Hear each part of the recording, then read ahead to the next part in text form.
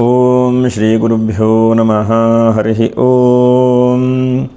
ಏಕದಂತಾಯ ವಿದ್ಮಹೇ ವಕ್ರತುಂಡಾಯ ಧೀಮಹಿ ತನ್ನೋ ದಂತಿ ಪ್ರಚೋದಯಾತ್. ಪ್ರಿಯ ವೀಕ್ಷಕರೇ, ಎಲ್ಲರಿಗೂ ಕೂಡ ದೇವತಾ ದರ್ಶನ ಹೇಳುವಂಥ ಯೂಟ್ಯೂಬ್ ಚಾನಲ್ಗೆ ತಮ್ಮೆಲ್ಲರಿಗೂ ಕೂಡ ಸ್ವಾಗತ ಸುಸ್ವಾಗತ. ಪ್ರಿಯ ವೀಕ್ಷಕರೇ, ತಮ್ಮೆಲ್ಲರ ಪ್ರೀತಿ ವಿಶ್ವಾಸದಿಂದ ಶ್ರೀ ವಿದ್ವಾನ್ ಮಂಜುನಾಥ್ ಭಟ್ ಹೇಳುವಂತಹ ಯೂಟ್ಯೂಬ್ ಒಂದು, ಅದರ ಜೊತೆಗೆ ಇನ್ನೊಂದು ಇದು ದೇವತಾ ದರ್ಶನ ಹೇಳುವಂಥ ಯೂಟ್ಯೂಬ್ ಚಾನಲ್ಲು ಎರಡನೇದು. ಇದು ಎರಡೂ ಕೂಡ ತಮ್ಮೆಲ್ಲರ ಪ್ರೀತಿ ವಿಶ್ವಾಸದಿಂದ ಮುನ್ನುಗ್ಗುತ್ತಾ ಇದೆ.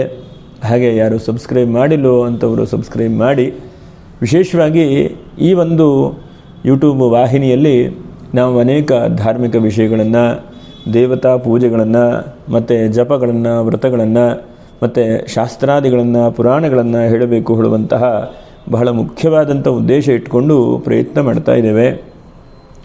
ಈ ದಿವಸ ನಾವು ನೋಡಿ, ಆನೇಕಲ್ ತಾಲೂಕಿನ ಒಂದು ದೇವಸ್ಥಾನದಲ್ಲಿ, ಅಂದರೆ ಮುನೇಶ್ವರ ದೇವಸ್ಥಾನದಲ್ಲಿ ಜರುಗಿದಂತಹ 108 ಕಾಯಿ ಅಷ್ಟದ್ರವ್ಯ ಗಣಪತಿ ಹೋಮದ ಅನೇಕ ಕ್ಲಿಪ್ಪುಗಳು, ವಿಡಿಯೋಗಳು, ಫೋಟೋಗಳನ್ನೆಲ್ಲ ಅಪ್ಲೋಡ್ ಮಾಡ್ತಾ ಇದ್ದೇವೆ.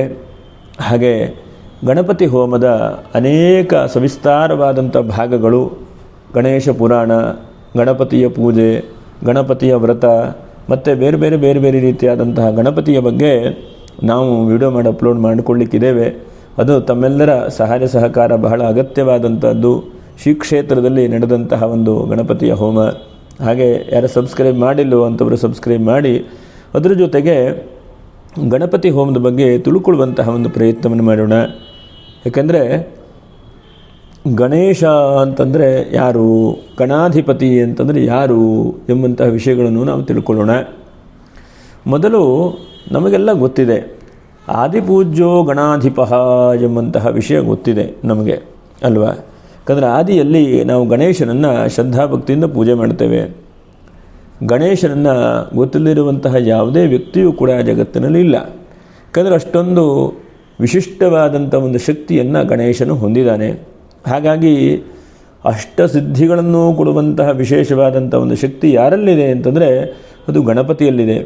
ಹಾಗಾಗಿ ಅಷ್ಟಸಿದ್ಧಿಗಳು, ಅಷ್ಟದ್ರವ್ಯಗಳು, ಮತ್ತು ಹೋಮ ವಿಧಾನಗಳು, ಹೀಗೆ ಅನೇಕ ಎಪಿಸೋಡ್ ಮಾಡಿ ನಾನು ಅಪ್ಲೋಡ್ ಮಾಡ್ತೇವೆ. ಒಂದು 10 ನಿಮಿಷ 15 ನಿಮಿಷದಕ್ಕಿಂತ ಜಾಸ್ತಿ ಆದರೆ ನಿಮಗೂ ಕೂಡ ನೋಡಲಿಕ್ಕೆ ಏನಪ್ಪ ಅಂಥೇಳಿ ಅನ್ನಿಸ್ತದೆ, ಕೇಳಲಿಕ್ಕೆ ಏನಪ್ಪ ಅಂಥೇಳಿ ಅನ್ನಿಸ್ತದೆ. ಹಾಗೆ ನಾವೊಂದು 10-15 ಎಪಿಸೋಡ್ ಮಾಡಬೇಕು ಹೇಳುವಂಥ ಪ್ರಯತ್ನ ಮಾಡಿದ್ದೇವೆ. ಅದಕ್ಕೆ ತಾವೆಲ್ಲರೂ ಕೂಡ ಒಂದು ಲೈಕ್ ಮಾಡಿ.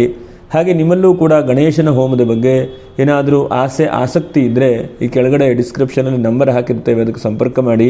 ಅದರ ಜೊತೆಯಲ್ಲಿ ಆ ಗಣೇಶ ಹೋಮದ ಬಗ್ಗೆ ವಿಶೇಷವಾದಂತಹ ಮಾಹಿತಿಗಳನ್ನು ಕೊಡಬೇಕು ಹೇಳುವಂಥ ಪ್ರಯತ್ನ, ಅದಕ್ಕೆ ನಿಮ್ಮ ಪ್ರೋತ್ಸಾಹ ಇರುತ್ತೆ ಅಂತ ಹೇಳ್ತಾ ನಾವು ಗಣೇಶನ ಬಗ್ಗೆ ತಿಳ್ಕೊಳ್ಳೋಣ. ನೋಡಿ, ಅನೇಕ ಪುರಾಣಗಳಿದೆ, ನಿಮ್ಮೆಲ್ಲರೂ ಕೂಡ ಗೊತ್ತಿದೆ. 18 ಮಹಾಪುರಾಣಗಳೆಲ್ಲ ಇದೆ. ಅದನ್ನು ಕೂಡ ಇನ್ನೊಂದು ವಿಡಿಯೋದಲ್ಲಿ ಅಪ್ಲೋಡ್ ಮಾಡಿದ್ದೇನೆ, 18 ಪುರಾಣಗಳು ಯಾವುದು ಹೇಳುವಂಥದ್ದು. ಹಾಗೆ ಆ ಪುರಾಣಗಳಲ್ಲಿ ಒಂದು ಉಪಪುರಾಣಗಳು ಬಹಳಷ್ಟಿದೆ. ಅದರಲ್ಲಿ ಗಣೇಶ ಪುರಾಣವೂ ಕೂಡ ಬರುತ್ತೆ. ನಾವು ಗಣೇಶನನ್ನು ನೋಡಿ ಅನೇಕ ರೀತಿಯಾಗಿ ಆರಾಧನೆ ಮಾಡ್ತೇವೆ. ಗಣೇಶ ದೇವರನ್ನು ಒಂದು ಪ್ರತಿಮೆಯಿಂದ ಆರಾಧನೆ ಮಾಡ್ತೇವೆ, ಒಂದು ವಿಗ್ರಹದ ಸ್ವರೂಪದಿಂದ ಆರಾಧನೆ ಮಾಡ್ತೇವೆ. ಇನ್ನೊಂದು, ನಮ್ಮಲ್ಲಿ ವಿಗ್ರಹಗಳನ್ನೆಲ್ಲ ಪೂಜೆ ಮಾಡೋದಿಲ್ಲಪ್ಪ ಅಂತಂದರೆ ಒಂದು ಪುಟ್ಟದಾದಂಥ ಗಣೇಶನ ಫೋಟೋವನ್ನಾದರೂ ಕೂಡ ನಾವು ಇಟ್ಕೊಂಡಿರ್ತೇವೆ. ಮತ್ತು ಪ್ರತಿ ವರ್ಷವೂ ಕೂಡ ಭಾದ್ರಪದ ಮಾಸದ ಶುಕ್ಲ ಪಕ್ಷದ ಚತುರ್ಥಿಯ ದಿವಸದಂದು ವರಸಿದ್ಧಿ ವಿನಾಯಕ ಅಂಥೇಳಿ ಆರಾಧನೆ ಮಾಡ್ತೇವೆ. ಮತ್ತು ಪ್ರತಿ ತಿಂಗಳೂ ಬರುವಂತಹ ಸಂಕಷ್ಟಹರ ಚತುರ್ಥಿ ಈ ದಿವಸ ಆರಾಧನೆ ಮಾಡ್ತೇವೆ. ಮತ್ತು ನಮ್ಮೆಲ್ಲರ ವಿಘ್ನಗಳು ಕೂಡ ಪರಿಹಾರ ಆಗಲಿ ಅಂಥೇಳಿ ತ್ವಂ ಮೂಲಾಧಾರ ಸ್ಥಿತೋಸಿ ನಿತ್ಯಂ ತ್ವಂ ಶಕ್ತಿತ್ರಯಾತ್ಮಕಃ. ಆ ಮೂಲಾಧಾರ ಸ್ಥಿತಿಯನ್ನು ಹೊಂದಿದಂತಹ, ಮೂಲಾಧಾರಕ್ಕೆ ಕಾರಣನಾದಂತಹ, ಯೋಗಚಕ್ರಕ್ಕೆ ಜಾಗೃತೆಯನ್ನು ಹೊಂದಿದಂತಹ ಆ ಗಣೇಶ ದೇವರನ್ನು ನಾವು ಪ್ರತಿನಿತ್ಯವೂ ಪ್ರತಿ ಕಾಲವೂ ಕೂಡ ಪೂಜೆ ಮಾಡ್ತಾ ಇರ್ತೇವೆ. ಪೂಜೆ ಎಂದ ತಕ್ಷಣವೇ ಈ ಯಜ್ಞಗಳು ಎಲ್ಲಿ ಅಂಥೇಳಿ ಬರುತ್ತೆ. ಪೂಜೆ ವ್ರತಕಥೆಗಳು ಬೇರೆ, ಹೋಮ ಹವನಗಳು ಬೇರೆ, ತರ್ಪಣಾದಿಗಳು ಬೇರೆ. ಹೀಗೆ ನಮ್ಮಲ್ಲಿ ಕರ್ಮಕಾಂಡದಲ್ಲಿ ಬೇರೆ ವಿಭಾಗಗಳನ್ನು ಮಾಡಿದ್ದಾರೆ. ಪೂಜೆ ಅಂತಂದರೆ ಅರ್ಚ ಪೂಜಾಯಾಮ್ ಹೇಳುವಂಥ ಧಾತುವಿಂದ ಬಂದಂತಹ ಒಂದು ಪದ. ನಾವು ಹೂವನ್ನು, ಅಕ್ಷತೆಯನ್ನು ಶ್ರದ್ಧಾಭಕ್ತಿಯಿಂದ ಭಗವಂತನ ಸಮರ್ಪಣೆ ಮಾಡುವಂಥದ್ದು ಪೂಜೆ.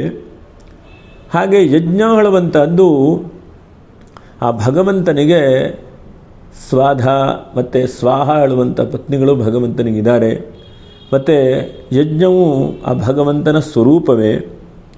ಆ ಭಗವಂತನ ಸ್ವರೂಪದಲ್ಲಿರುವಂತಹ ಯಜ್ಞಕ್ಕೆ ಅಗ್ನಿಂದೂತಂ ವೃಣೀಮಹೇ ಹೋತಾರಂ ವಿಶ್ವವೇದಸಂ ಅಸ್ಯ ಯಜ್ಞಸ್ಯ ಸುಕ್ರತುಂ ಎಂಬುದಾಗಿ ಅಗ್ನಿಗೆ ವಿಶೇಷತೆಗಳನ್ನು ವೇದಗಳಲ್ಲಿ ಹೇಳುತ್ತೆ. ಅರ್ಥ ಏನಂತಂದರೆ ಅಗ್ನಿಂದೂತಂ ವೃಣೀಮಹೇ ಅಂತ ಅಂದರೆ ಅಗ್ನಿ ಹೇಳುವಂಥವನು ದೇವತೆಗಳ ದೂತ. ಹಾಗಾಗಿ ಅಂತಹ ದೇವತೆಗಳ ದೂತನಾದಂತಹ ಅಗ್ನಿಯ ಮುಖಾಂತರವಾಗಿ ಹವಿಸ್ಸನ್ನು ಭಗವಂತನಿಗೆ ಸಮರ್ಪಣೆ ಮಾಡುವಂಥದ್ದು.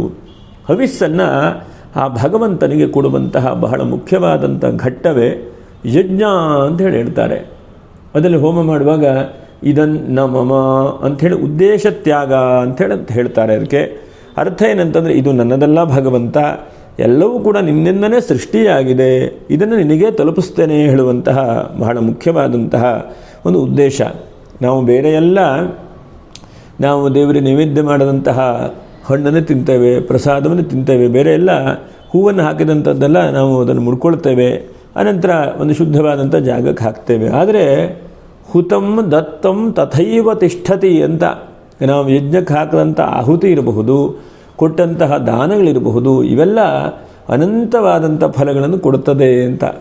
ಅಂದರೆ ಅದು ನಮಗೆ ಕಣ್ಣಿಗೆ ಕಾಣಲಿಕ್ಕಿಲ್ಲ, ಅದು ಅನಂತವಾದಂತಹ ಫಲಗಳನ್ನು ನಮಗೆ ಜೀವನದಲ್ಲಿ ಕೊಡುತ್ತದೆ. ಇವತ್ತು ಮಾಡಿದ್ದು ನಾಳೆಗೆ ಸಿಗತ್ತೆ, ನಾಡಿದ್ದೇ ಸಿಗತ್ತೆ ಅಂತಲ್ಲ, ಆದರೆ ಅನಂತವಾದಂಥ ಫಲಗಳನ್ನು ಆ ಭಗವಂತನು ನಮಗೆ ಅನುಗ್ರಹ ಮಾಡ್ತಾನೆ.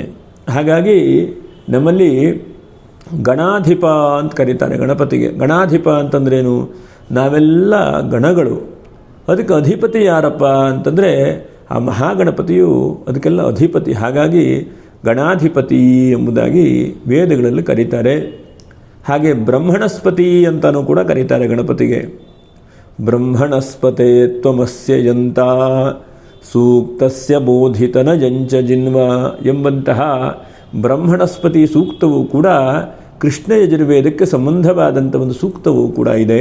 ಹಾಗಾಗಿ ಅಂತಹ ಸೂಕ್ತಗಳು, ವೇದಗಳು ಗಣಪತಿಯನ್ನು ಬಹಳ ಮಟ್ಟಿಗೆ ಹೊಗಳಿದೆ. ಏನಕ್ಕೆ ಅಂತಂದರೆ ಆ ಗಣಪತಿಯನ್ನು ಯಾರು ಪ್ರೀತಿಸ್ತಾರೋ, ಯಾರು ಆರಾಧನೆ ಮಾಡ್ತಾರೋ ಅಂಥವರಿಗೆ ಎಲ್ಲ ಮನೋವಾಂಛಿತ ಎಲ್ಲ ಫಲಗಳನ್ನು ಕೂಡ ಗಣೇಶ ಕೊಡ್ತಾನೆ. ನಮಗೇನು ಬೇಕು? ಶ್ರದ್ಧೆ ಬೇಕು, ಭಕ್ತಿ ಬೇಕು, ಪ್ರೀತಿ ಬೇಕು ದೇವರಲ್ಲಿ. ಆ ಶ್ರದ್ಧಾ ಭಕ್ತಿ ಪ್ರೀತಿಯೆಲ್ಲ ಇಲ್ಲ ಅಂತಾದರೆ ಯಾವ ದೇವರು ಕೂಡ ನಮಗೆ ಅನುಗ್ರಹ ಮಾಡಲಿಕ್ಕಿಲ್ಲ. ಹಾಗೆ ಪಂಚಭೂತಗಳ ಸ್ವರೂಪದಿಂದನೂ ಕೂಡ ಆ ಗಣಪತಿಯು ತುಂಬಿಕೊಂಡಿದ್ದಾನೆ. ಜ್ಞಾನಮಯೋ ವಿಜ್ಞಾನಮಯೋಸಿ ಎಂಬುದಾಗಿ ಅಥರ್ವಶೀರ್ಷ ಉಪನಿಷತ್ತನ್ನು ಹೇಳುತ್ತದೆ. ಆ ಗಣಪತಿಯನ್ನು ಜ್ಞಾನಕ್ಕೂ ಒಡೆಯ ಎಂಬುದಾಗಿ ಕರೀತಾರೆ. ಕೇವಲ ಅವನು ಒಂದು ವಿಷಯಕ್ಕೆ ಅಂತಲ್ಲ, ಎಲ್ಲದಕ್ಕೂ ಕೂಡ ಅವನು ಒಡೆಯ. ಯಾಕಂದರೆ ವ್ಯಾಸರು ಹೇಳಿರುವಂತಹ ಒಂದು ವಿಶಿಷ್ಟವಾದಂತಹ ಮಹಾಭಾರತ ಮೊದಲಾದಂಥ ಗ್ರಂಥಗಳನ್ನು ಕೂಡ ಆ ಗಣಪತಿಯು ಕವೀನಾಂ ಕವಿಹಿ ಅಂದರೆ ಕವಿಗಳಿಗೂ ಕವಿ ಯಾರಪ್ಪ ಅಂತಂದರೆ ಮಹಾಗಣಪತಿ ಎಂಬುದಾಗಿ ಹೇಳ್ತಾರೆ. ಹಾಗಾಗಿ ಅಂತಹ ಶಕ್ತಿ ಸಮೂಹನಾದಂತಹ ಗಣಪತಿಯನ್ನು ಅನೇಕ ತತ್ವಗಳಿಂದ ಪೂಜೆ ಮಾಡ್ತಾರೆ. ಗಣಪತಿಗೆ ವಿಶೇಷವಾಗಿ ನಾವು ಶೈವಾಗಮದಲ್ಲಿ ಅಥವಾ ವಾತುಲಾಗಮದಲ್ಲಿ ಯೋಚನೆ ಮಾಡ್ತಾ ಹೋದರೆ ಷಟ್ತ್ರಿಂಶತ್ ತತ್ವಾತ್ಮಕ ಪದ್ಮಾಯ ನಮಃ ಅಂತ ಆ 36 ತತ್ವಗಳ ಸ್ವರೂಪದಿಂದ ಗಣೇಶನು ತುಂಬಿಕೊಂಡಿದ್ದಾನೆ. ಶಬ್ದ, ಸ್ಪರ್ಶ, ರೂಪ, ರಸ, ಗಂಧ ಹೀಗೆ ಎಲ್ಲದಲ್ಲೂ ಕೂಡ ಆ ಭಗವಂತ ಸೇರಿಕೊಂಡಿದ್ದಾನೆ.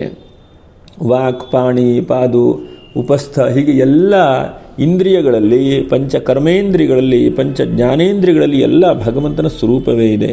ಹಾಗಾಗಿ ನಮ್ಮ ಶರೀರವನ್ನು ಆ ಭಗವದರ್ಪಣೆಯಿಂದ ಭಗವಂತನನ್ನು ಧ್ಯಾನ ಮುಖಾಂತರವಾಗಿ ಹೋಗ್ತಾ ಬಂದರೆ ನಮ್ಮಲ್ಲಿ ಆ ಗಣೇಶನ ಅನುಗ್ರಹ ಆಗುತ್ತೆ ಹೇಳುವಂಥದ್ದು. ಹಾಗಾಗಿ ಇದೊಂದು ದೊಡ್ಡದಾದಂತಹ ಗಾಣಪತ್ಯ ಉಪಾಸನೆ ಎಂಬುದಾಗಿ ಕರೀತಾರೆ ಗಣಪತಿಗೆ. ಹಾಗಾಗಿ ಈ ಗಣಪತಿಯ ಉಪಾಸನೆಯಲ್ಲಿ ಅನೇಕ ವಿಧಾನಗಳು ಬರುತ್ತೆ. ಈ ದಿವಸ ನಾವು ಮೊದಲನೇ ಎಪಿಸೋಡಲ್ಲಿ ನಾವು ಏನಪ್ಪ ಬಹಳ ಮುಖ್ಯವಾಗಿ ಅಂತಂದರೆ ಗಣಪತಿಯ ಹೋಮವನ್ನು ವಿಶೇಷವಾಗಿ ಎಷ್ಟೆಷ್ಟು ದ್ರವ್ಯಗಳಿಂದ ಹೋಮ ಮಾಡುತ್ತಾರೆ ಎಂಬುದನ್ನು ತಿಳ್ಕೊಳ್ಳುವಂತಹ ಪ್ರಯತ್ನ ಮಾಡೋಣ. ನೋಡಿ, ಗಣಪತಿಯನ್ನು ಒಂದೊಂದು ದ್ರವ್ಯದಿಂದಲೂ ಕೂಡ ಒಂದೊಂದು ವಿಶೇಷವಾದಂಥ ಫಲಗಳಿದ್ದಾವೆ. ಉದಾಹರಣೆಗೆ ದ್ರವ್ಯ, ದೇವತೆ, ಹಾಗೆ ಮಂತ್ರ, ಇದು ಬಹಳ ಮುಖ್ಯವಾದಂಥದ್ದು. ದ್ರವ್ಯ ಅಂತಂದರೆ ಪರಿಶುದ್ಧವಾದಂತಹ ಹವಿಸ್ಸು ಎಂಬಂತಹ ಅರ್ಥ. ಆ ಹವಿಸ್ಸು ತುಪ್ಪ ಆಗಿರಬಹುದು, ಸಮಿತ್ತಾಗಿರಬಹುದು, ಅಥವಾ ಕಬ್ಬಾಗಿರಬಹುದು, ಮೋದಕ ಆಗಿರಬಹುದು. ಇದಕ್ಕೆಲ್ಲ ಹವಿಸ್ಸು ಎಂಬುದಾಗಿ ಕರೀತಾರೆ.